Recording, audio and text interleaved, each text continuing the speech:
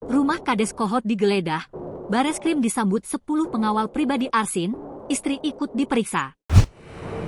Rumah Kades Kohot digeledah polisi. Saat penggeledahan, aparat Badan Reserse Kriminal, Bareskrim, Polri disambut 10 pengawal pribadi yang menjaga rumah Arsin. Sang istri ikut diperiksa.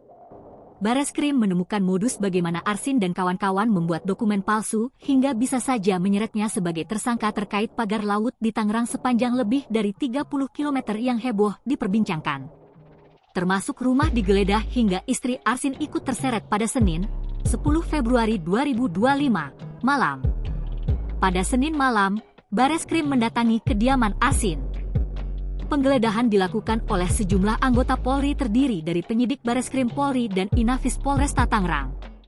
Tim penyidik memeriksa beberapa berkas. Selain itu, nampak mobil sedan Civic, Avanza berplat dinas terparkir di halaman rumah Arsin.